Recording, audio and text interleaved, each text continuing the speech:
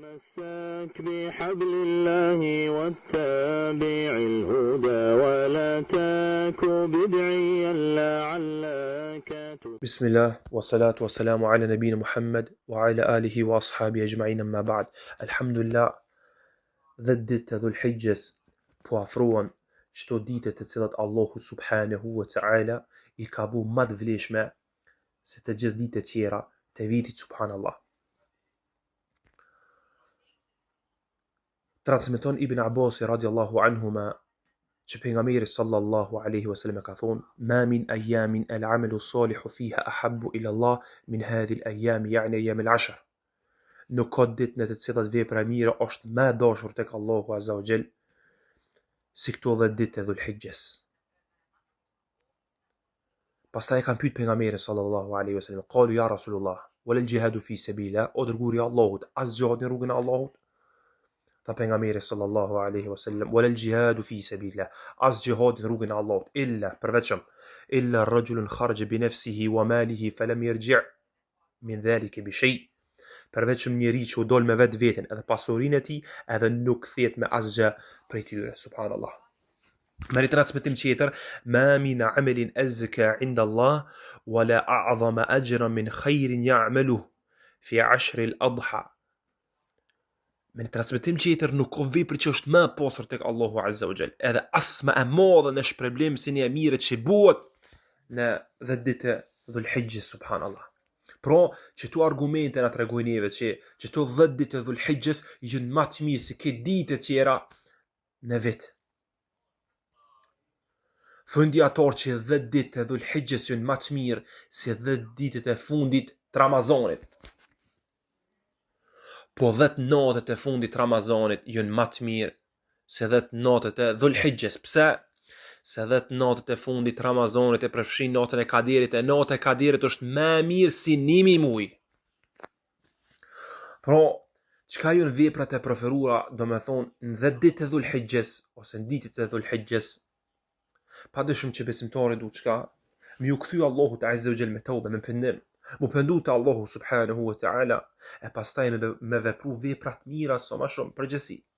Po vepra e parë që është sunet për besimtarin në çdo ditë të Dhulhijjes, me agjeru besimtari 9 ditë të Dhulhijjes të fillimit. Se pejgamberi sallallahu alaihi wasallam I ka motivu besimtarët me bëu vepra të mira sa më shumë çdo ditë. E na dim që vepra, domethënë agjerimi, ka vlerë të madhe te Allahu subhanahu wa ta'ala, që Allahu subhana agjerimin e ka zgjidhur për vetveten. Domethënë qysh thot Allahu subhanahu wa ta'ala në hadithul qudsi thot: "Gjithçka vepër që e bën biri Ademit e ka për veti, përveçëm illa as-siyam, përveçëm agjerimin, fa innahu li wa ana ajzi bih."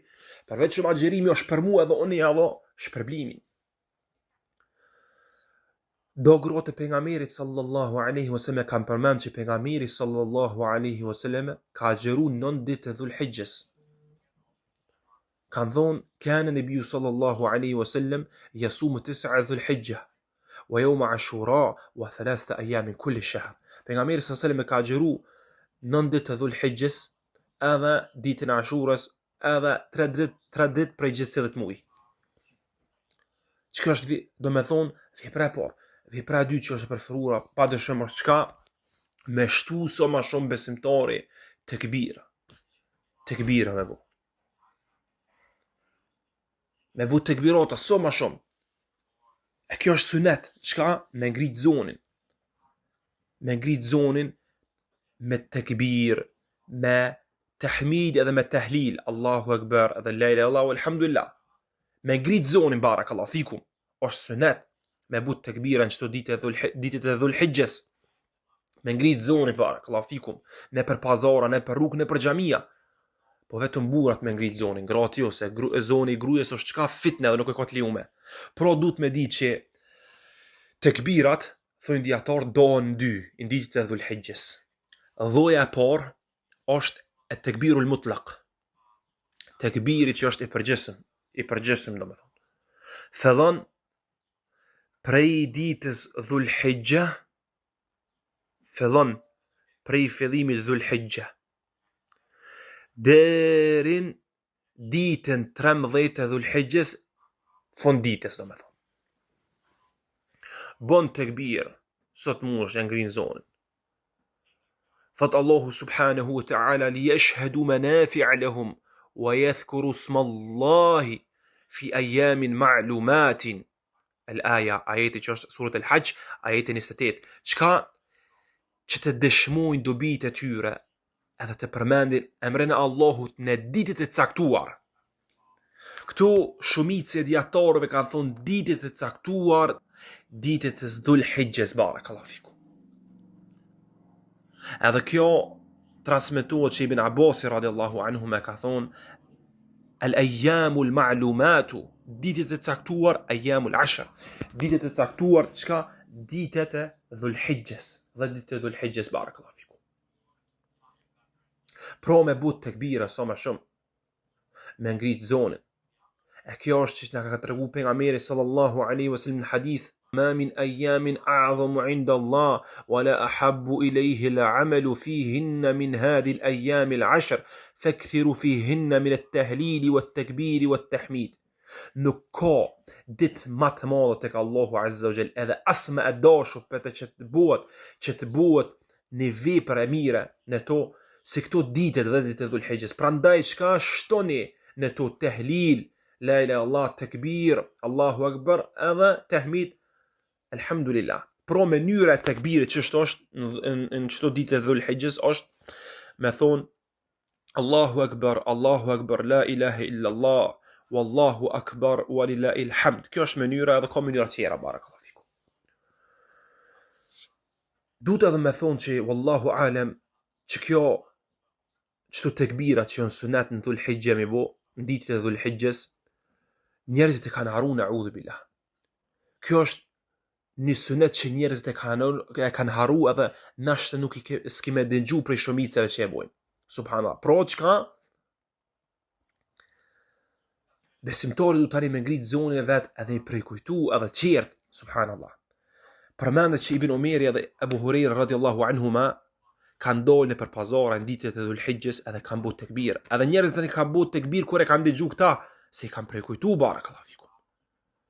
E për çta këtë sunet shumica njerëz e kanë lënë, e për çta besimtari duhet çka me përgjall këtë sunetin e pejgamberit sallallahu alajhi wasallam. Ne dim që është çfarë shpërblimi ka me përgjallni në sunet pejgamberit sallallahu alajhi wasallam që njerëzit e kanë haru, siç e thot pejgamberi sallallahu alaihi wasallam: "Men ahya sunnatan min sunnati qad umitat ba'di fa inna lahu min al-ajri mithla man 'amila biha min ghayri an yanqusa min ujurihim shay'a."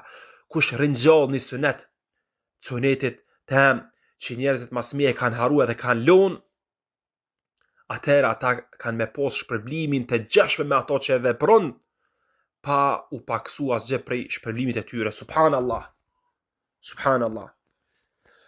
Që kjo është tekbiri, lloja e parë që është e tekbirul mutlaq, kanë thënë dietarët. Tekbiri dytë që është e tekbirul muqayyad. Që kjo është e kufizuar edhe lidhur me mas namazet obligatore që janë.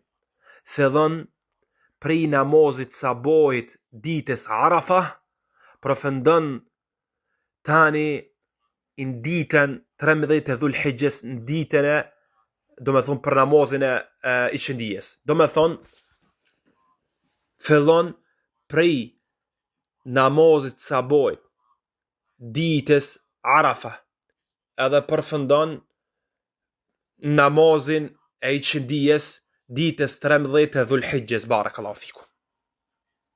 E kjo u përmend, do me thonë, argumenti kësoj është ijmoa është argumenti kësoj, si që ka përmend, që ka thonë Imam Ahmedi rahimahullahu ta'ala, edhe kjo është vepra e sahabëve, barakallahu fikum. Pro, vepra e tretë që është e preferuar është hoxhi pa dëshim, subhanallah. Se Allahu kujna mundson hoxhin në Dhul-Hijje, subhanallah. Kujna mundson Allahu subhanahu wa ta'ala hoxhin pa dëshim, subhanallah. Shpërblimi i atij është Si që ka thonë pejgamberi sallallahu alaihi wasallam, el hajjul mabrur, haxhi el mabrur. Çka është mabrur? Haxhi el mabrur. El hajjul mabrur thënë dietarët është ajo që bëhet për hir të Allahut subhanahu wa taala, edhe sipas sunetit pejgamberit sallallahu alaihi wasallam. El hajjul mabrur laysa lahu jazaa'un illa al janna. Hajjul mabrur nuk ka shpërblim përveç xhenet, subhanallah. Do të thonë xheneti, Allahu akbar. E vepra e katërt që është e preferuar, do të thonë ditët e Dhul Hijjes, është padyshim çka me therr për hir të Allahut subhanahu wa taala.